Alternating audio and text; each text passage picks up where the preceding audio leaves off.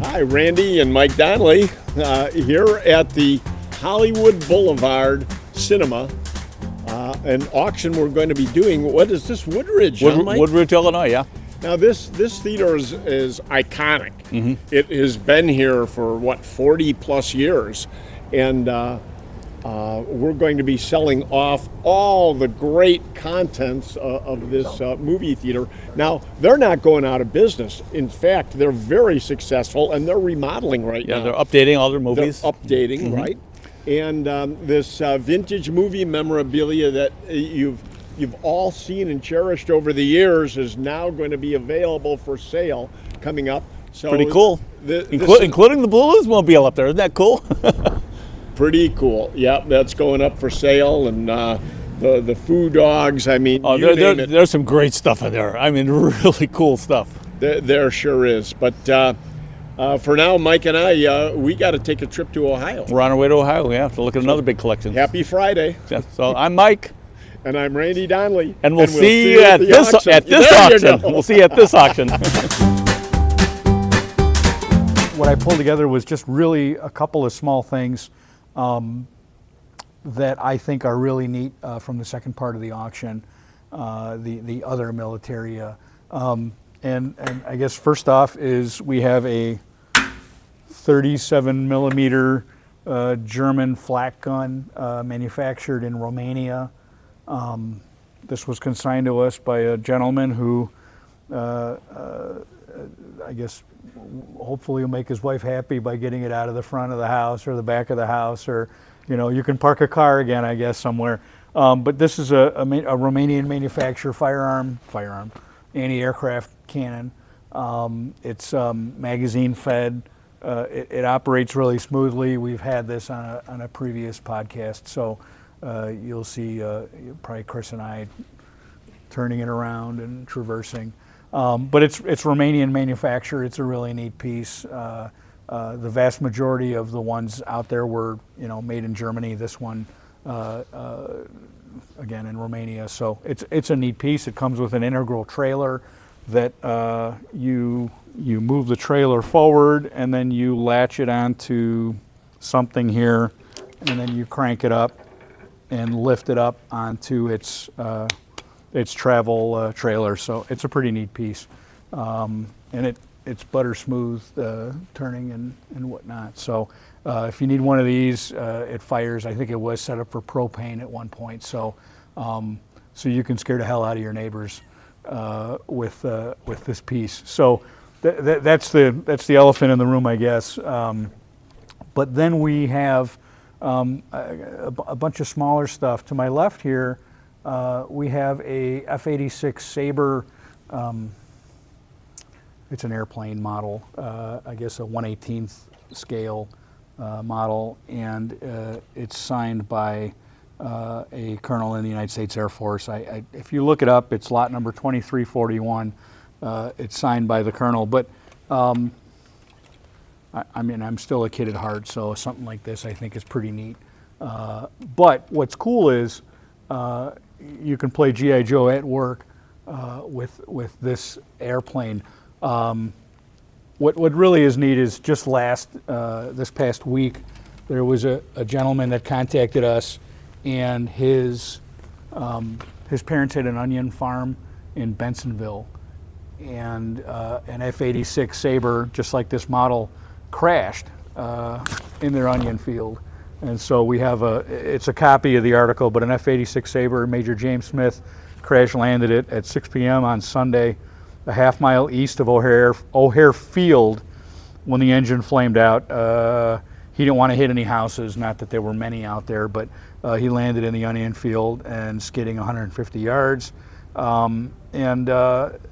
So I guess what's left of it is this fragment here. It says antenna finished plastics area. So what it comes with is a little picture book of a bunch of little snapshots of them kind of carting this thing away. And what's interesting is, these airplanes were in use in Korea during the war, and this plane, when you look at it, it doesn't look really terrible. in 1952 is when it crashed, and they're cutting it in half and hauling it away. So I guess it was already paid for, and so I guess they'll just get a new one. So what's neat is, and you'll get some close-ups of this after, is just a bunch of pictures of the airplane in the field. It's cut in half, and they're putting it on a truck. And then there's a couple of, I don't know if the consignor is this little kid here, or there's another kid, watching it. But I thought that was a neat piece. I mean, we have the model airplane that would look great in any display at home, and it would look even cooler if you actually had a piece of an F-86 Sabre that had crash landed here at O'Hare. So that's kind of some neat stuff. We have a China, Burma, India A2 fighter jacket that just came in. It's got the standard blood chit on the back in Chinese, pointing out, if you find this, please give this man safe passage or whatnot. So if I get it correctly, that's what the blood chits are for. So it's got the name McKenzie with some sterling wings and the flying tiger stuff here. So this is it's something that just came in. I think it's pretty neat. There's a lot of aviation stuff that has made its way to this auction. Moving on down the table here, we have a autograph book, and this was given to Miss Molly. I can't really decipher her last name, but it was given to her by Will, who is her affectionate lover, as how it's inscribed in here. And what's impressive, and I think that's probably the whole point, it's 259 autographs on 44 pages, and these are all cut autographs. And oh, here's Randy Donley. So what's really impressive is, and I mean, I guess that was the whole point of him giving it to her is, hey, look at the connections I have, or look who I could get the signatures from. We have a seated president. We have Andrew Johnson. He was the president at the time.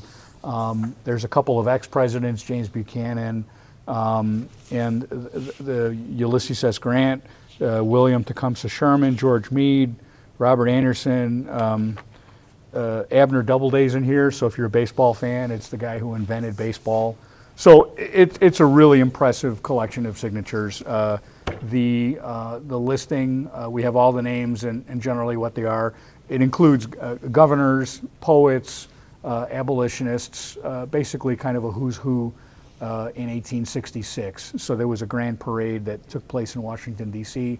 In May or June of 1866, and this is where he gathered it. And then he gave it to to Miss Molly. So that's a really neat piece. No, hey, I got a quick question. Sure. What do you think, what's your best guess the time period span is on this autograph album? I mean, that's quite a piece. Yeah. Oh, no, it's, I think it's May or June. There was a grand review parade that took place in Washington, D.C. The hardest thing of... these were all collected at one period of time? Yeah. So wow. Now, there may have been ones that were, traded or collected earlier, but there was a... You got to be in one place to really catch a lot of these signatures. So again, there may be ones that he had collected earlier, but again, you've got the who's who of you've got you've got Andrew Johnson in here, the current president at the time, but then every general under the sun. One thing that intrigues me about this collection is that as I've studied collecting and auction world and everything, one of the first forms of collecting anything in the United States was collecting autographs. Yeah. So, I mean, this is an extremely early collection. Yeah, and what's neat is they're all the same size. It's a pretty book in its own right. So, again, you have significant individuals who... again, who's who of the Civil War and after, but all these cards are very neatly inserted, and they're consistent. And what's great is, again, comes with the list of all the individuals, and it is a fun research project because you can look a name up and you can say, oh wow, I didn't know that this guy was the liaison to Did this Cuba. or that, yeah. So that's a really, historically, it's a really neat piece. So what were you about to talk about when I interrupted? Really boring paperwork. I know that we took a look at this earlier, but so this is a paperwork associated with a Medal of Honor recipient, Joseph McCarthy. He was a captain in the United States Marine Corps, and he received the Medal of Honor for his actions in Iwo Jima. And so...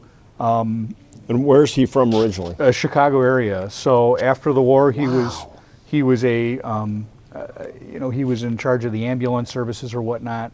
But what's neat is, there's paperwork. So for example, here we have, this is his return trip for the presentation of the Medal of Honor, and then this is Göring. So, here are your orders. A report to Washington, D.C., where Harry Truman's going to put a Medal of Honor around your neck at the White House. Oh, is that neat? And then that's almost as good as having the medal itself, well, really. you can't buy a Medal of Honor, legally. Can't legally own one, right? Well, unless you're a family. Yeah, you can't. But again, good luck finding one. And if you do, if you have his Medal of Honor, maybe you want his paperwork that goes with it. Well, and here's another good point too. As a museum, or not a museum, but an auction customer of ours, these are the type of things that, like the Medal of Honor Society would probably really love to have this, whereas the owner is not in the position to just give it away. So the Medal of Honor Society is always looking for angel investors to purchase items like this and donate it to their museum. The Medal of Honor Museum is phenomenal, and if you are out there and have any interest in that, please contact us right away, and we can put you in contact with the people at the Medal of Honor. We've had that happen before, where we've had uniforms and things that people have bought from our auction and then donated to Medal of Honor. This is, as Indiana Jones says, it belongs in a museum. It really does. It's beautiful. Because it's also, it's photographs from his service. We have photos in Quantico. Anyway, so the Joseph McCarthy Medal of Honor paperwork grouping, paperwork, photographs, letters. So this is really neat stuff. And then finally, at least for today, on this table here is we have a collection of signatures of Nazi war criminals that were put on trial at Nuremberg. I know recently there's a movie that just came out with, is it Russell Crowe plays? That's right, he plays Herman Göring. Herman Göring. Yeah. So and Herman Göring is on this collection. Yeah, Russell Crowe hasn't signed this, but no, the real Herman Göring signed this one. So, but you've got Rudolf, Hess, Jodl, Ribbentrop.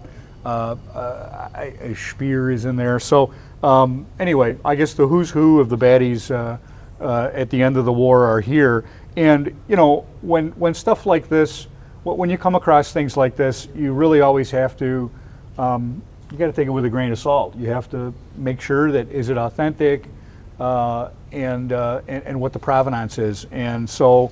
Well, and that's one thing I absolutely love about this. The provenance is stellar. Bulletproof, yeah. The grouping, as you see it here framed, show this again. Yeah, so Marvin Hawkinson, he's smiling here. So this is a newspaper article from his hometown. 1947. So right after the war, it's already, this grouping is already in the newspaper. Provenance doesn't get any better than this. Yeah. And it comes directly from the family, does it not? Yes, it does. Yeah. Wow. And this is one of those things that I guess if you have it, it sits on a wall, and at some point you say, I'm going to pass it on to somebody who's going to appreciate it. We've got his dog tag as well. A phenomenal collection. Yeah. If you're a military collector, collect autographs, collect history of World War II. I mean, this is it. I mean, this really signifies the end of the Nazi era. This is it. That is, as they were awaiting trial and on trial, the 26th Infantry Regiment was one of the premier regiments of the 1st Division, and it was assigned to keep watch. And so he was a supply sergeant at the prison there, and so everybody kind of did their rounds of being on guard duty. And what's interesting is the prison has super heavy, thick wooden doors. Yeah. And each door has a trap door that opens up. And I guess according to regulations, and it's written in the article here, they had to check every 30 seconds. Every 30 seconds. Just to make sure. 30 seconds. So you see pictures. I mean, well, the muscle memory of having to open and close, open and close. I mean, that's ridiculous. So this is a really neat piece. Wow. And so that's kind of just the rarity of items in this auction just absolutely astounds me. Well, it's variety. It's something that again, there's a little something for everybody. There's somebody who needs a collection of who's who of signatures after the Civil War. But, local Chicago history, you've got a Medal of Honor recipient in Joseph McCarthy. You've got a downed F-86 Sabre out of a onion field. And I see this. We've got the Bannister collection catalogs now. If you're interested in acquiring a catalog, please let us know. Give us a call or email us. That information will be showing up on the screen in just a minute, and you can get your own copy of the catalog for this auction. And you can flip through it on the website. It's right on the front page of our website. You can flip through all the pages of that. Electronically. That's interesting, right? You don't need the physical one because you can do it for free on the website. So there's that. So that's my collection of kind of fun highlights. That's all? So, well, no, this is all I could fit on the table. There really are hundreds and hundreds of great items. And again, John, I'm so proud to have you with us. You bring a lot of knowledge and expertise to Donley Auctions. We love having you here and everything you do to make sure that you get the straight information and we keep everything as accurate as possible, because that's one of the problems when you're in the auction business. People bring you stuff and their story and reality may not always be one and the same, and that's John has been stellar to make sure that the provenance is correct and right with what we're selling. The ledger books got to line up, and when they do, that's when people are happy. You bet. So thanks for joining us, I guess, and we'll see you at the auction, right? Isn't that the phrase?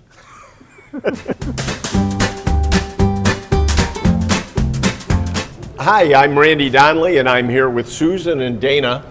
And Dana, you own a theater here, a movie theater. What's the name of it? The Hollywood Boulevard? Is that correct? Hollywood Boulevard Cinema. And what city are we in? This is Woodridge, Illinois. Woodridge, Illinois, and this theater is iconic. I mean, every time I mention it to somebody, they go, "Oh my God, I've been there." And how many years has this theater been here? I think it's been here 23 years. I've been here 16, but it's Wow. definitely in everyone's When you were in high hearts. school? Totally. Did you work here when you were in high school? No, I think I started at 19. Oh my gosh, I was that's great. just done. Long time. So it feels like home. It is home. Okay. So- I can so see at why any you rate- want to give us some We're TLC one for big sure. crazy family, and we're a lot.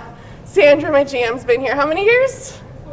14. Another Like, one, there's 14 so many years. of us. Yeah. Okay, good. A lot of love is going to go into this place. Yes. So, at any rate, you've decided to remodel. Why?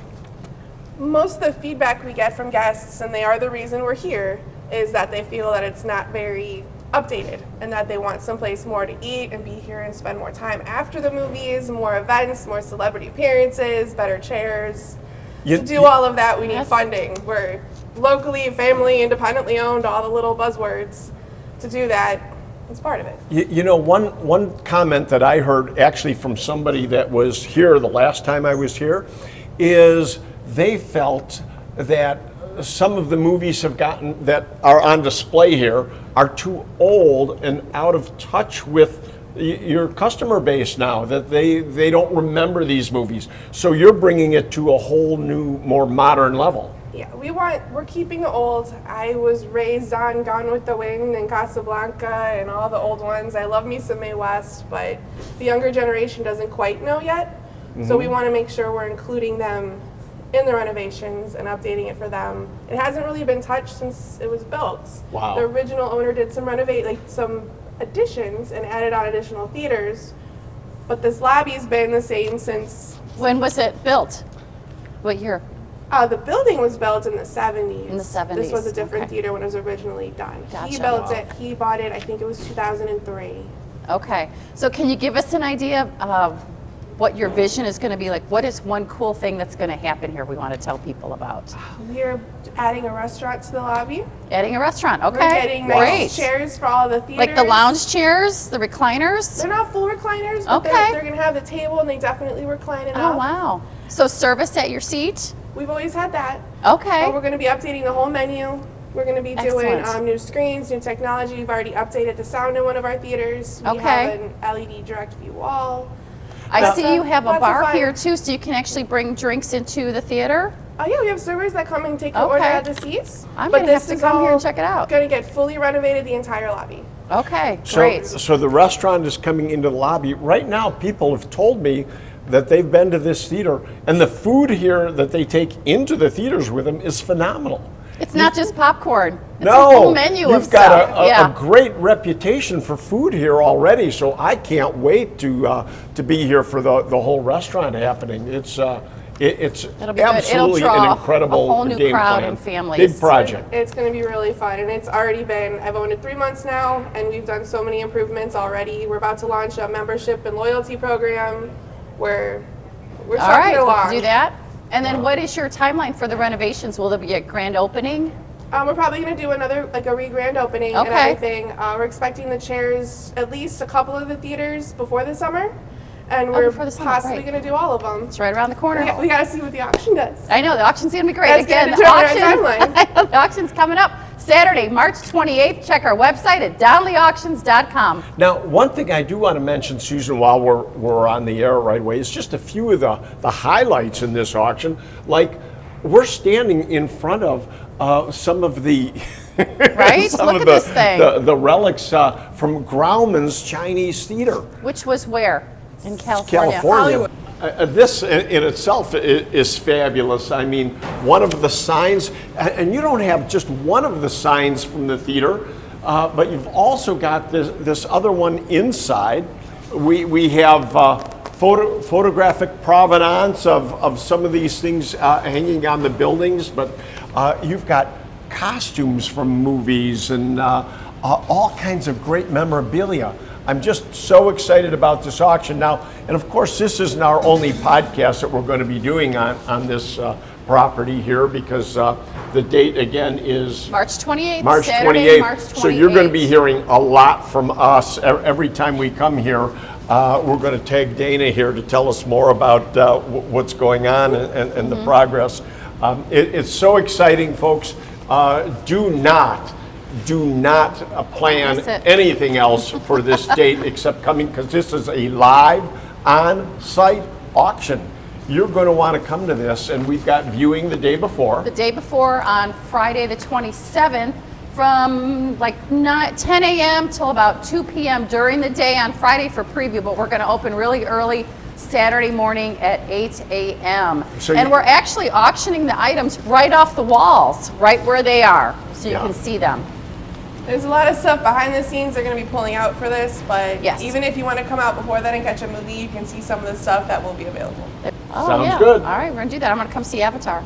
Yes. Be here for 3 hours, yeah. Great. So for now, See you at the movies. I'm Dana. I love that. Why are you in I'm the always movies? Dana. I love But it. For now, I am Dana. You're Dana. Next And time, I'll be Sandra. And I'm Susan.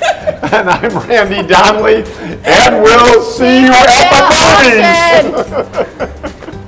That's funny. We're gonna change our whole podcast now. Every podcast that's what the now is podcast going to is, be it's no see you at the script. movies, no longer see you at the No auction. script allowed.